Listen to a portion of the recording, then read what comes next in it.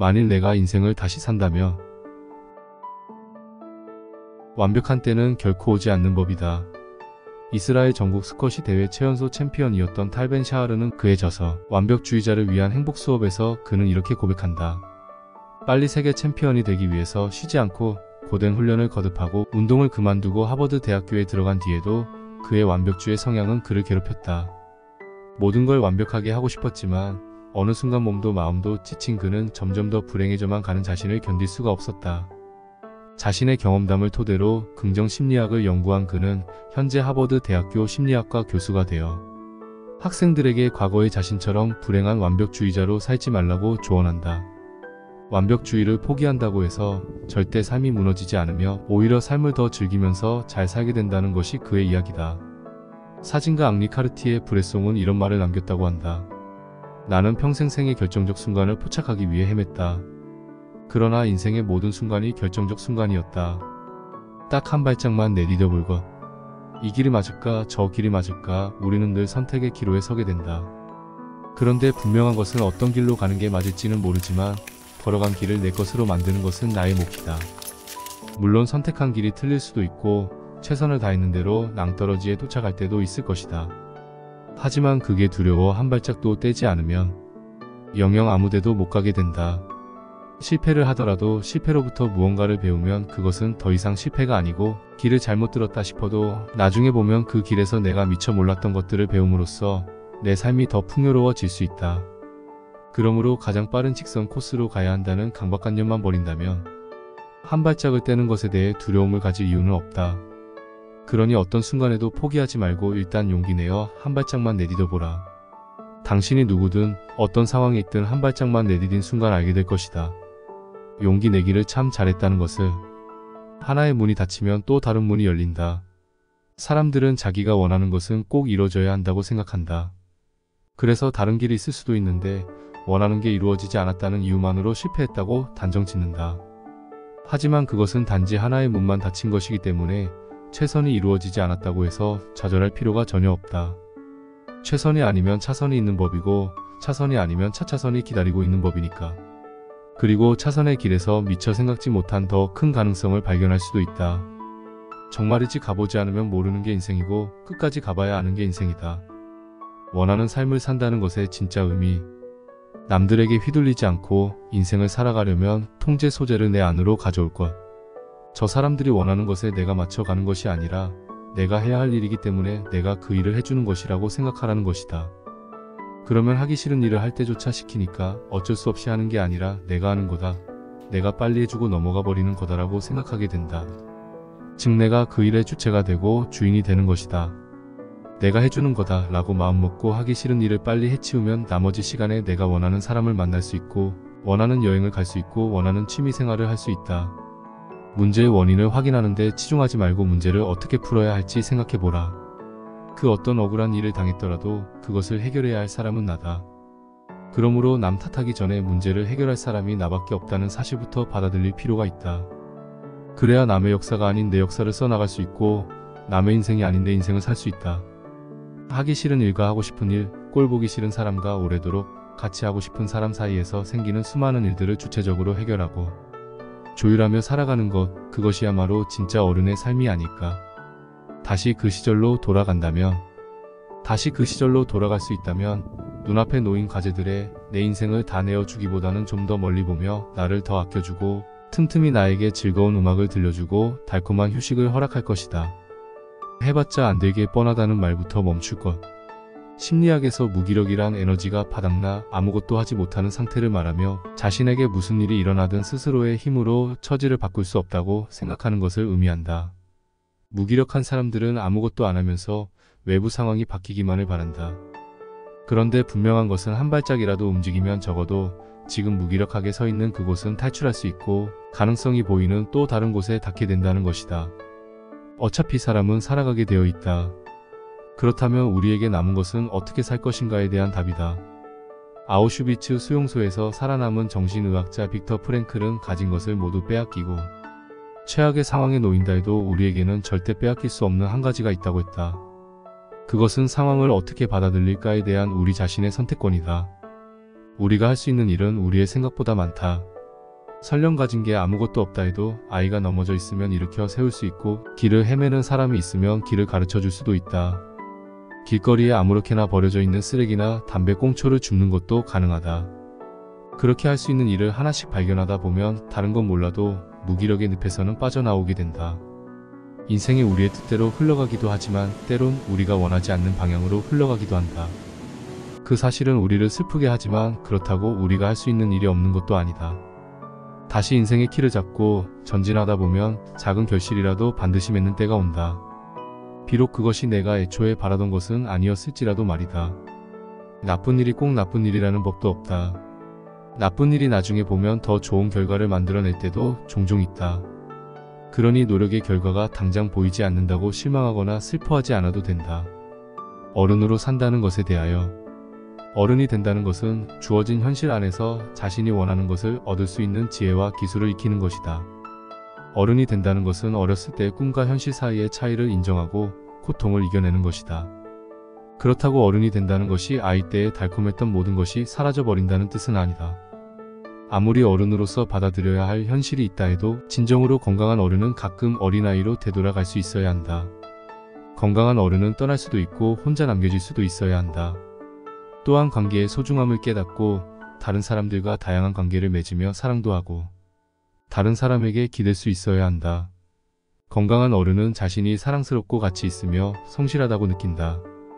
그리고 자신은 세상에 하나뿐인 존재이며 어떤 상황에 있든 늘 흔들리지 않을 자아 정체성이 있음을 믿는다. 그리고 자신은 무기력하고 나약한 사람이 아닌 자기 인생을 결정짓고 책임질 줄 아는 씩씩하고 능동적인 사람이라고 생각한다. 건강한 어른은 인생을 단순하게 봤던 어린 시절에서 벗어나 다양한 경험을 거치면서 여러 각도에서 인생을 폭넓게 바라본다. 또한 자신의 의견과 반대되는 것도 중요한 진실이라는 것을 깨닫는다. 건강한 어른은 즐거움을 추구하고 즐길 수 있으며 고통에 맞서 싸워나가기도 한다. 원하는 것을 어떻게 얻을 수 있는지 배우며 잃는 것이 있으며 얻는 것 또한 있다는 사실을 안다. 잃어버림으로써 얻을 수 있고 좌절 속에서 희망을 찾아내며 불완전함 속에서 감사와 용서를 배운다. 건강한 어른은 인생이란 완벽하지 않으며 사람은 호자가 아니라 여럿이 더불어 살아가야 한다는 사실을 받아들인다. 다양한 사람들과의 관계 안에서 서로 부딪히며 때론 승자가 되고 때론 패자가 될 수밖에 없는 복잡한 현실을 인정한다. 그리고 그 안에서 자신의 욕심을 적절히 조절하며 행복을 찾고 자신이 꿈꾸던 세상을 이루려고 노력한다. 어른이 되어 살다 보면 알게 된다. 내가 바라는 대로 되지 않는 세상에 적응하고 꿈과 현실 사이의 균형을 잡아가는 과정을 겪는 것이 그렇게 슬픈 것만은 아니라는 사실을 오히려 수많은 한계 속에서 선택하고 만들어가는 내 인생이 얼마나 소중한가를 말이다. 과거가 현재를 지배하도록 놔두지 말것. 과거가 당신의 현재를 지배하도록 내버려 두지 않았으면 좋겠다. 과거의 어떤 경험이 당신을 힘들게 하고 있는지 정확히 이해하고 그것으로부터 자유로워지기 위해 애써야 하는 것이다. 과거가 고통스러웠다고 해서 현재까지 고통스러워야 한다는 법은 없다. 과거가 고통스러웠다면 그것을 잘 지나온 당신은 그것만으로도 행복해질 권리가 있다. 분명 당신은 행복해질 것이다. 과거의 슬픔을 인정하고 슬픔을 이겨낸 자신을 대견하게 바라볼 수 있다면, 행복해질 자격이 있다고 스스로 믿는다면, 새로운 방식으로 사는 모험을 두려워하지 않는다면, 열등감을 가지고도 즐겁게 사는 비결. 당신이 스스로를 바라보는 시작으로 인생은 흘러가게 되어 있어요. 당신이 스스로를 긍정적으로 보면 인생도 그렇게 흘러가고, 당신이 스스로를 실패자로 보면 인생도 그렇게 흘러갈 거예요. 스스로를 한심하고 모자라고 허둥대는 결점투성이로 바라보면 인생도 그렇게 흘러갈 것이다. 하지만 스스로를 착하고 남을 배려하고 뭐든 열심히 하는 사람이라고 바라보면 인생도 그렇게 흘러갈 것이다. 똑같은 나이인데도 내가 나를 어떻게 바라보느냐에 따라 인생이 바뀌는 것이다. 그리고 타인의 비난에 흔들리지 않고 틀리면 고치면 된다고 생각하고 부당한 지적에는 옳지 않다고 말할 수 있고, 타인과의 관계에서 늘 피해만 본다는 사고에 물들지 않고 타인과 대등한 관계에 설 수 있는 태도 또한 나를 믿고 존중하는 데서 출발한다. 자신감이 회복되고 자존감을 찾게 되면 얼굴이 편안해지고 피부가 좋아지면서 빛이 난다. 또한 자신을 억압하고 잡아 끌어내리던 무의식적인 힘으로부터 자유로워지면서 능력도 발전한다. 잃어버린 자존감을 되찾고 새로 태어난 기분으로 세상을 향해 힘찬 발걸음을 내딛게 되는 것이다. 그러니 정말 아름답고 멋진 사람이 되고 싶다면 자신의 자존감부터 체크해 볼 일이다. 자신감이 넘치는 사람은 언제 어디서든 빛이 나고 멋있어 보이게 마련이니까 말이다. 제발 모든 것을 상처라고 말하지 말것. 현대사회는 속도와 확산의 시대다. 사람들의 이동도 잦아지면서 관계에 있어서도 스쳐 지나가는 만남이 많아졌다. 그럴 때는 어떻게든 짧은 시간에 상대에게 강한 인상을 남기는 것이 중요해진다. 즉 남들이 나를 어떻게 생각하는지가 중요해지는 것이다. 게다가 요즘 아이들은 아주 어려서부터 어린이집이나 유치원에 맡겨져 자란다. 아이들이 일찍부터 타인에게 자신이 어떻게 보일지에 민감해지는 이유다. 그런데 남이 나를 어떻게 생각하느냐가 중요해질수록 삶은 매우 불안정해진다. 자신의 생각이나 느낌에 대한 확신이 줄어들고 자꾸 타인의 시선에 민감하게 반응하게 된다. 이제 사람들은 타인을 절대적으로 필요로 하면서도 타인의 평가를 두려워하고 동시에 자신을 통제하는 타인에게 분노하며 가까이 하고 싶어 하지 않는 딜레마에 빠지게 된다. 그 결과 사람들은 누구도 믿지 못하게 된다. 그래서 어느 누구도 깊이 알려고 하지 않는다. 상처받기 싫어서 어느 누구도 깊이 만나고 싶지 않은데 그럴수록 더 상처에 취약해지는 아이러니에 직면하게 되는 것이다. 상처 없는 삶이란 없다. 그리고 우리는 상처에 직면해 그것을 이겨내려고 애쓰면서 조금씩 단단해져 간다. 굳은 살이 박이면 소소한 아픔들은 그냥 넘길 수 있게 되는 것처럼 말이다. 그리고 굳은 살이 있어야 더 큰 상처가 왔을 때도 그걸 이겨나갈 힘이 생긴다. 하지만 상처를 계속 피하게 되면 굳은 살이 생기기는커녕 아주 조금만 찔려도 죽을 것처럼 아파하게 된다. 그렇게 되면 일상생활 자체가 버거워진다. 살다 보면 갑자기 징검다리를 만나기도 하고 가시덤불과 마주치기도 한다. 그러나 그것은 상처가 아니고 누구나 겪는 삶의 한 과정일 뿐이다. 하지만 상처에 예민하게 반응하는 사람들은 그것조차 상처라고 여겨 어떻게든 피하려고만 든다. 징검다리는 건너면 될 일이고 가시덤불은 조심조심 헤치며 나아가면 될 일인데 말이다. 그런데 아주 사소한 일까지 모두 상처라고 말하면 우리 삶은 문제 덩어리가 되어버린다. 왜냐하면 상처를 입었다는 것은 누가 나에게 어떤 위해를 가했다는 뜻이 되기 때문이다. 즉 상대방을 가해자로 나를 피해자로 만들어버린다. 내가 조금만 노력하면 고치고 해결할 수 있는 일들이 내 힘으론 해결 불가능한 문제로 변해버리는 것이다. 상처는 우리가 무언가를 절실히 원하기 때문에 받는 것이다. 무언가 원하는데 그게 내 바람대로 되지 않을 때 상처받았다고 하는 것이다. 그러니 내가 원하는 게 정말 합당한 것인지부터 생각해 볼 필요가 있다. 누군가에게 문자 메시지를 보냈는데 답장이 금방 안 온다는 이유만으로 냉큼 상처 입었다고 말하는 것은 나쁜 습관일 뿐이다. 상처와 상처가 아닌 것을 구분짓는 것, 그것은 어쩌면 상처로부터 자유로워지기 위한 첫걸음인지도 모른다. 늘 혼자가 편하다고 말하는 사람들에게 독립과 고립은 차이가 있다. 독립은 스스로 자신의 생활을 영위할 수 있는 능력이다. 그런데 사실 독립은 타인에게 의존해야 할 때 의존할 수 있는 능력을 전제로 한다. 살다 보면 남들의 도움이 필요할 때가 있다. 그럴 때 독립적인 사람은 당당하게 도움을 청한다. 또 누군가 자신을 필요로 할 때 기꺼이 도움을 준다. 타인의 도움은 잠시 어려운 상황을 극복하기 위해 필요한 것이고 여전히 자신의 일을 주관하는 사람은 자기라는 자신감이 있기 때문이다. 하지만 도와달라고 했다가 자칫 인생의 주도권마저 타인에게 내줘야 할까봐 두려워하는 이는 선뜻 타인에게 도와달라고 하지 못한다. 그럴 경우 그것은 독립이 아니라 고립이 되어버린다. 혼자서는 결코 문제를 해결할 수 없는 상황에서 스스로 고립을 자처하는 것이다. 영국의 정신분석가인 페어베언에 의하면 인간의 가장 기본적인 본능적 욕동은 대상 추구의 본능이다.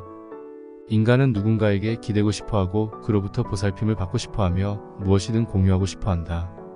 좋은 것, 맛있는 것, 재미있는 것을 보면 사람들은 혼자서 그것을 경험하기보다는 다른 사람과 나누고 싶어한다. 혼자만의 경험과 느낌은 기억 속에서 색이 바래져 가기 쉽다. 그러나 다른 사람과 함께 공유한 기억은 추억이 되고 역사가 된다. 혼자여도 좋지만 둘이어서 더 좋고 셋이라서 더 좋을 수도 있다.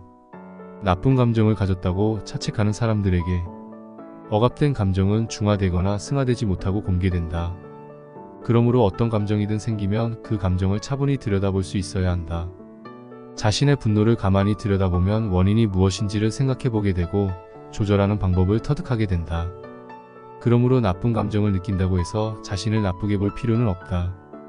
만약 당신이 나쁜 감정이 올라올 때마다 이러면 안 될 것 같고 혼란스럽다면 다음과 같은 방법으로 대처하길 바란다.